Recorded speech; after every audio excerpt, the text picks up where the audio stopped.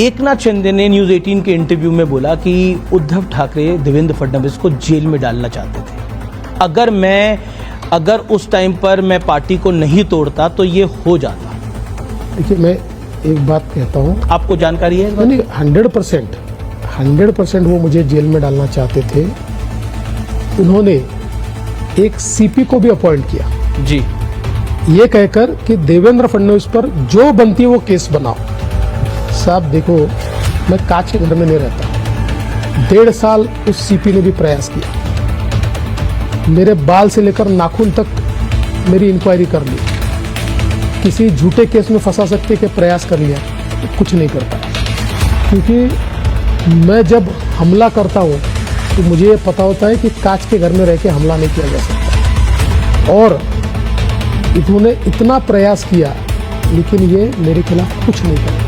उद्धव ठाकरे हे अत्यंत खुनशी असं व्यक्तिमत्व आहे। या अगोदर निर्लज्ज बनोचे एक सभासद निखिल वागळे यांनी तर जाहीरपणे सांगितलेलं होतं की उद्धव ठाकरे यांच्यासारखा खतरूड मनाचा माणूस मी आजपर्यंत बघितलेला नाही। मात्र आता याच निखिल वागळेंना म्हणजे निर्लज्ज बनो गँगच्या या सदस्याला उद्धव ठाकरेंकडून पाकिट मिळायला लागले आणि आता अचानकच उद्धव ठाकरे हा अत्यंत सज्जन माणूस आहे असा साक्षात्कार निखिल वागळे यांना झालेला आहे। मात्र उद्धव ठाकरे कसे कोणशी आहेत, उद्धव ठाकरे यांनी आपण मूर्ख मंत्री असताना कसं पाताळयंत्री राजकारण केलेलं आहे, कसे षडयंत्र रचलेले आहेत, हे आजच्या व्हिडिओमधून तुम्हाला स्पष्ट होईल। मित्रांनो, एकनाथजी शिंदे यांनी तर जाहीर मुलाखतीमध्ये सांगितलेलं आहे की देवेंद्र फडणवीस यांना अटक करण्यासाठी उद्धव ठाकरे यांनी आकाश पाताळ एक केलेलं होतं। त्यासाठी एका कमिशनरला नियुक्त सुद्धा करण्यात आलेलं होतं। मात्र भरपूर आदळ आपट करून सुद्धा त्या कमिशनरच्या हाताला काहीच लागलं नाही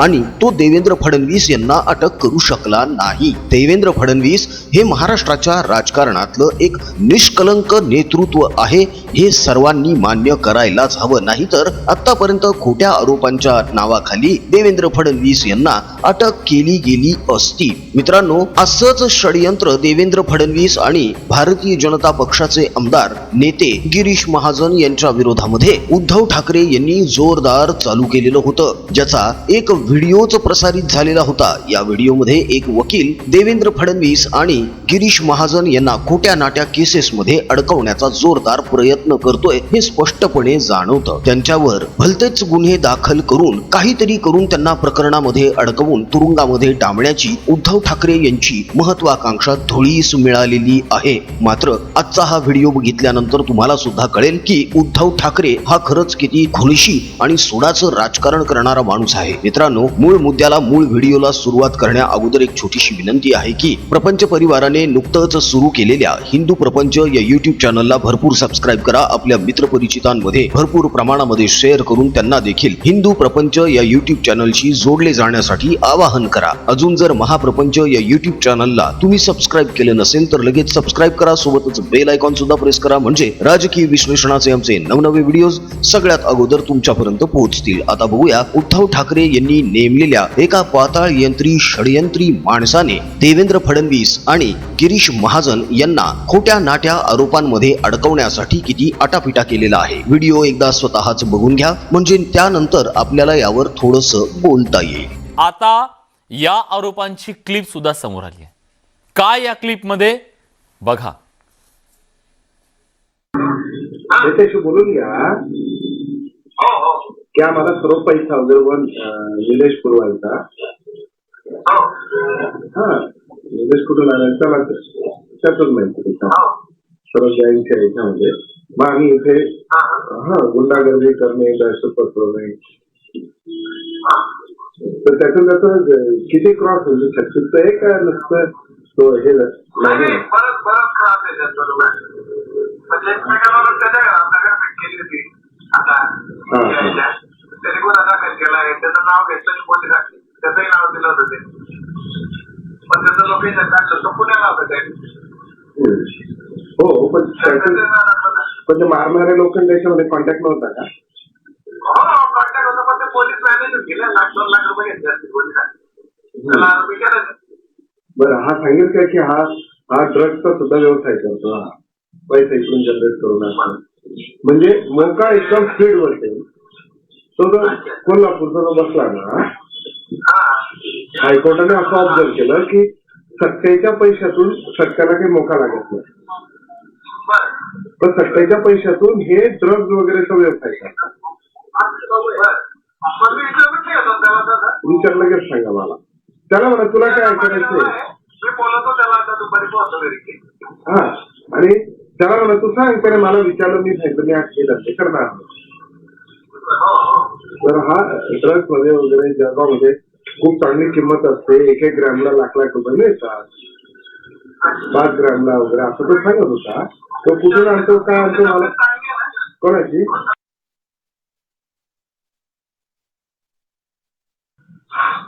गिरीश महाजनचे नाव घ्यायचं आहे. तो तयार आहे ना माझ्या. म्हणजे एकदम स्वीट आणि छोटासा जबाब तयार करतो. त्याचा फार काही घेण्याचा अर्थ नाही त्याचा. ते हे घ्यायला तयार आहे का माफी फॅक्टरी सुद्धा. हा, मग याचंही करून घेऊन तिथंही करून घेऊन. त्यांनी काही थोडस काय केली होती तिच्या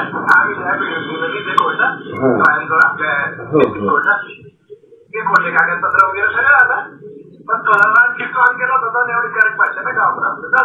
आता त्याला मोका लागलाय पुढे किंवा आरोपी काढून टाकला म्हणजे हा झाला की ती बाई पण आपण बाईला पण घेऊन जाऊ आपण आपलं झालं की हे नाही. फक्त ड्रग्जचं नाव घेतलं ना आपला मोका एकदम. त्याने सांगितलं, मी नाही सांगितलं बा, मी काय आणलं करत नाही. पण मग एक आहे त्याच्याजवळ काही सापडलं नाही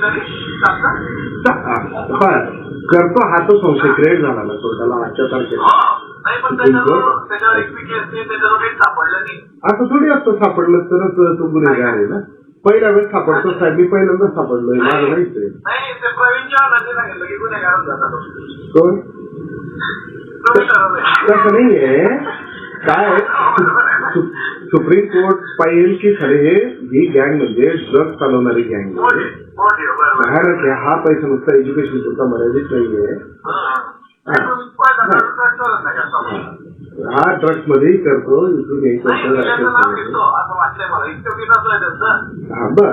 आणि त्याने सांगितलं ही जर संस्था आली तर इथे खूप विद्यार्थी असतात, विद्यार्थ्यांना आपल्याला इथे चांगलं मोठं मार्केट मिळेल आपल्याला. हा, मग त्याच्यात आपण महाजन बोला जातो, सरळ जातात लोक चांगलं बर. आणि तो जो विराट गोयटेचं नाव घेतलंय आपण, तर त्यातून आहे ना, त्याला पैसा दिलेला दिसले जवळ.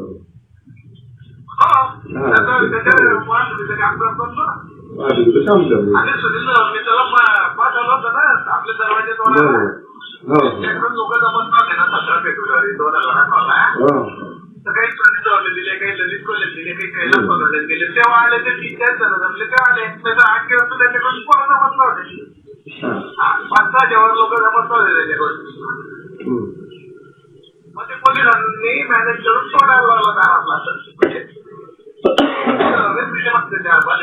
आणि दरवाजे तोडले त्यावेळेस कोण होतं? सुनील गायकवाड उभा होता. अजून कोण होतं? महेंद्र बागुल होता. जिल्हा लोक होते. काय नाव होतं सूर्यवंशी सूर्यवंशी. आणि 8 लोक थांबलेले होते तिथे. आणि उलट रवी शिंदेनी ना भोजी बोलणं करून दिलं त्याचं गायकवाडचं तिथल्या तिथे. घेतो किंवा तो चुकीचं करताय तुम्ही आता बोलले खर्च त्याला विचारून सांगा मला. त्याला बरोबर हा असं मार्केट मिळेल, मी पुण्यामध्ये करतो हा धंदा. हा, तर इथे आपल्याला हा पुण्यात मी करतो. इथे आपल्याला शाळेमध्ये एवढ्या शाळा आहेत, विद्यार्थी आहेत. हा, इथे आपल्याला कोट्यवधी रुपये आपण कमवू. संस्था आपल्या जोपर्यंत ताब्यात आहे तोपर्यंत. नंतर भाऊच्या ताब्यात द्यायची आपल्याला, तरी सुद्धा आपलं एकदाचं मार्केट सुरू होऊन जाईल. त्याला मी नाही सांगितलं त्या गोष्टी. मी तयार नाही. हा, मी फक्त सभासद राहील, मी हे करणार.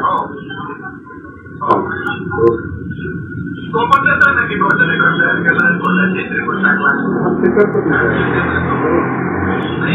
तुमचं इतकं समजा का तुमचं. बोल टाकायचं काय एका दिवसात 12 तास काय लागतं तानाजी बोलते आणि त्रास देत होता बघा हे सगळे संचालक मंडळ त्याचा जबाब असेल ना महेश आनंदाने निलेश भोटेचं नाव घेतलं वीरेंद्र भोटे तानाजी भोटे शिवाजी भोटे अमित शिवाजी भोटे नितीन ठाकर गणेश मेंबर सुनील जवाहर विराट भोटे बस बाकी कोणाचे नाही ते फ्लॅगवर होते उपस्थित इथे आणि फ्लॅगवर की नंतर त्यांनी नावं घेतले की इतरांचे कोणाचे गिरीश पायांचं नाव नाही घेतलं मग आता उद्या घेणार आहे तो नाही जबाबाची ते पोलिसांपुढे नाही घेतलाय का तुम्ही पाहिला त्याचा दुरुस्त केला माहिती झालं नव्हतं बाबाचा हे स्वतःला जाऊ द्या आपल्या पोलिसांपुढचा जबाबाचं चालू ते तर म्हणलं होतं गिरीश महाजनचा तेव्हा फोन लावला व्हॉट्सअपवर आलेला आहे ना व्हॉट्सअप कॉल आलेला आहे ते गिरीश महाजन फोनवर बोलला तर राजीनामे देऊन टाकायचं हा आता हे सुनील जवळचं घेतलं सुनील जवळचं नाव आहे ना माहिती झालं मग गिरीश महाजनचे नाव पाहिजे होतं पाहिजे होतं ते वाढते टाकत करा तुम्ही आहे आपल्याला बाकी प्रत्येकाच्या याच्यात गिरीश महाजनचं नाव आलेलं आहे आपल्या साक्षीदारांच्या प्रत्येकाच्या याच्यात फक्त गिरीश टाकायचं ना ऍक्टिव्ह गिरीश महाजनी सगळ्यांच्या आडनाव गिरीश महाजन टाकायला लागेल ना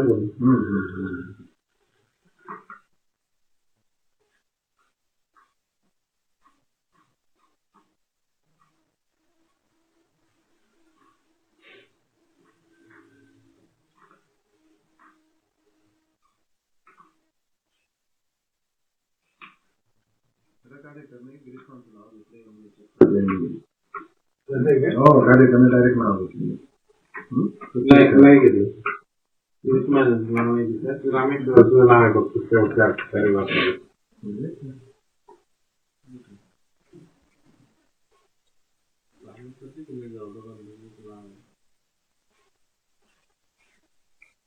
रामेश्वर मग घेतलंय बरोबर मी गिरीश महाजनचा सरे साहेबांनी नाही घेतलंय का एकाने सरे साहेबांनी महेंद्र बाबूंनी झाले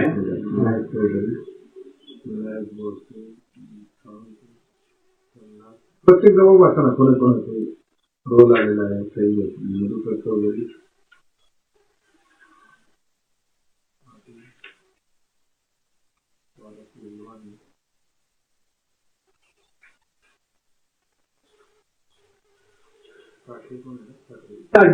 आपलं डायरेक्टर फराज कदम मधुकर चौधरी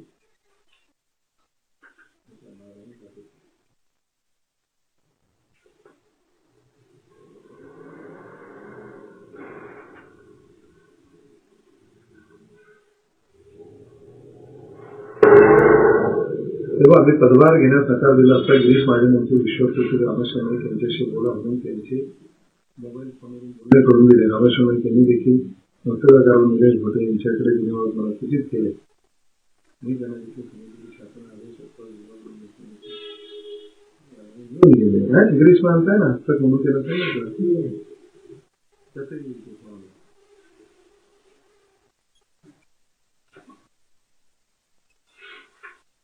गाडीचं वारी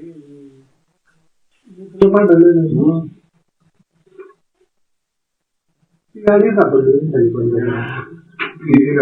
मला गाडी मिळाली का नंबर नंबरने ती गाडी दाखवली माझी गाडी तिला काय हे सर्व जबाब असतात प्रत्येक कोणाचे काय आलेले आणि कसं ती पण हे इथे देत फक्त कोणाचे नाव कोणी घेतले एवढं जबाबामधले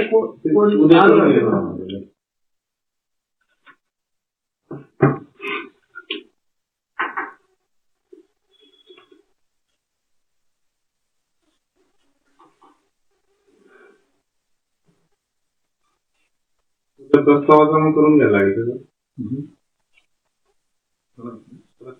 7 जणांचे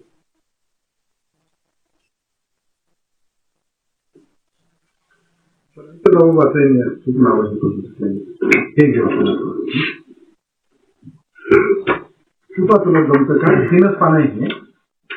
आपण किती हलकट आणि कोत्या मनोवृत्तीचे आहोत, आपण किती सडक्या विचारांचे आहोत आणि कसे खुनिशी आहोत, कसे पाताळ यंत्री षडयंत्री आहोत हे उद्धव ठाकरे यांनी अगोदरच सिद्ध केलेलं आहे. नारायण राणे हे कॅबिनेट मंत्री असताना देखील उद्धव ठाकरे यांनी जाणून बुजून अनिल परब यांना पुढे करत जेवण करत असलेल्या नारायण राणे यांना जबरदस्तीने अटक करून तुरुंगामध्ये पाठवण्याची तयारी केली. त्यानुसार पोलिसांनी नारायण राणे यांना जेवत्या ताटावरून उठवून अटक केलेली आहे. एखाद्या व्यक्तीला जेवत्या ताटावरून अटक करणं हे कितपत योग्य आहे? नारायण राणे गुन्हेगार आहेत की नाही हे कोर्ट ठरवेल ना. अनिल परब ठरवणारे कोण आहेत? उद्धव ठाकरे ठरवणारे कोण आहेत? या अगोदर अर्णब गोस्वामी याला सचिन वाजे करवी अर्णब गोस्वामी जणू काही आतंकवादी आहे अशा आविर्भावामध्ये अटक करण्यात आली.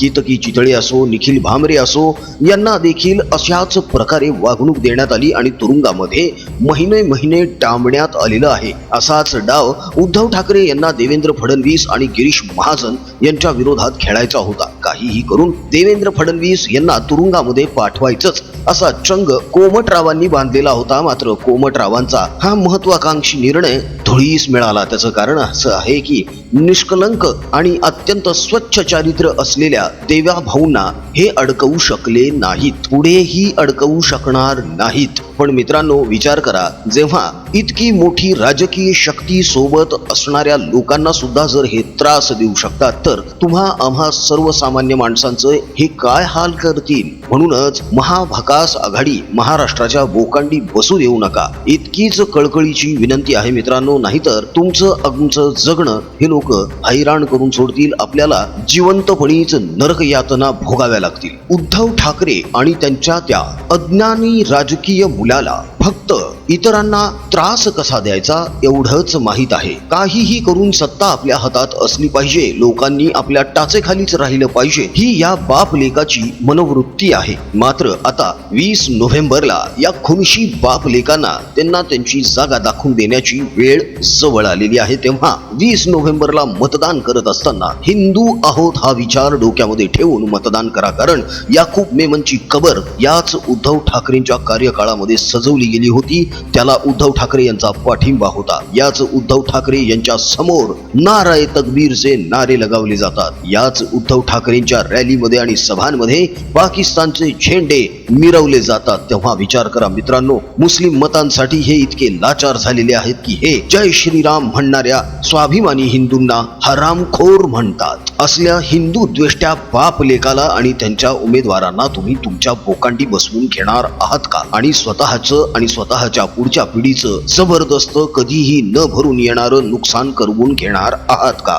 हा प्रश्न एकदा स्वतःला विचारा आणि मग 20 तारखेला मतदान करा. 20 तारखेला मतदान करत असताना आपण हिंदू आहोत याचं भान असू द्या आणि हिंदुत्ववादी विचार असलेल्या उमेदवाराला निवडून आणा. मित्रांनो, एक मंत्र, एक नारा, एक घोषणा फक्त 20 नोव्हेंबर पुरती नाही तर आयुष्यभरासाठी लक्षात ठेवा. बटोगे तो कटोगे, एक रहोगे तो नेक रहोगे. हे फक्त 20 तारखेपुरतं नाहीये, हे फक्त निवडणुकीपुरतं नाहीये, तर हे आपल्या अखंड आयुष्यासाठी आहे. हिंदूंची एकजूट हेच हिंदूंचं अस्तित्व आहे आणि म्हणूनच हिंदूंची एकजूट आणखी वाढावी यासाठीच प्रपंच परिवाराने हिंदू प्रपंच हे नवकोर YouTube चॅनल चालू केलेलं आहे, ज्याची लिंक या व्हिडिओच्या डिस्क्रिप्शन बॉक्स मध्ये दिलेली आहे. त्या लिंकला क्लिक करा आणि महाप्रपंच प्रमाणेच हिंदू प्रपंच या YouTube चॅनलला सुद्धा मजबूत सबस्क्राईब करा. मित्रांनो, आपल्या मित्रपरिचितांमध्ये शेअर सुद्धा करा आणि त्यांना देखील हिंदू प्रपंच या YouTube चॅनलशी जोडले जाण्यासाठी आवाहन करा. अजून जर महाप्रपंच या YouTube चॅनलला सबस्क्राईब केलं नसेल तर लगेच सबस्क्राईब करून घ्या. बेल आयकॉन सुद्धा प्रेस करा, म्हणजे राजकीय विश्लेषणाचे आमचे नवनवे व्हिडिओज सगळ्यात अगोदर तुमच्यापर्यंत पोहोचतील. मित्रांनो, उद्धव ठाकरे यांनी जे खुनीशी राजकारण केलेलं आहे, जे सुडाचं राजकारण केलेलं आहे, त्या बदल्यामध्ये नियती तिचा खेळ नक्कीच खेळणार आहे. थोडासा वेळ जाऊ द्या, थोडी कळ सोसा मित्रांनो, कारण येत्या काही दिवसांमध्येच दिशा आणि सुशांत यांच्या केसची सुनावणी सुरू होणार आहे. या बाप लेकांचे धाबे दणाणलेले आहेत, यांची रडारड सुरू झालेली आहे. म्हणूनच गुप्तपणे दिल्लीला जाऊन देशाचे गृहमंत्री अमित शहा यांच्या बैठकीमध्ये जाऊन त्यांच्याशी चर्चा करण्यासाठी यांची लगबग सुरू आहे. मित्रांनो, देवेंद्र फडणवीस या निष्कलंक नेतृत्वाला अडकवण्यासाठी जे घाणेरडं राजकारण उद्धव ठाकरे यांनी केलं त्याबद्दल तुमचं काय मत आहे हे कमेंट मध्ये मांडायला अजिबात विसरू नका. आमचा कमेंट बॉक्स तुमच्या प्रतिक्रियांसाठी आतुरतेने वाट बघतोय, तेव्हा पटापट कमेंट करायला सुरुवात करा. राजकीय बातम्या, राजकीय घडामोडी, राजकीय अपडेट्स रंगतदार पद्धतीने जाणून घेण्यासाठी बघत रहा महाप्रपंच. पुन्हा भेटूया पुढच्या व्हिडिओमध्ये. जय हिंद, जय महाराष्ट्र, वंदे मातरम, जय शिवराय, जय शंभूराजे, जय भवानी, जय जगदंब, भारत माता की जय, जय श्रीराम.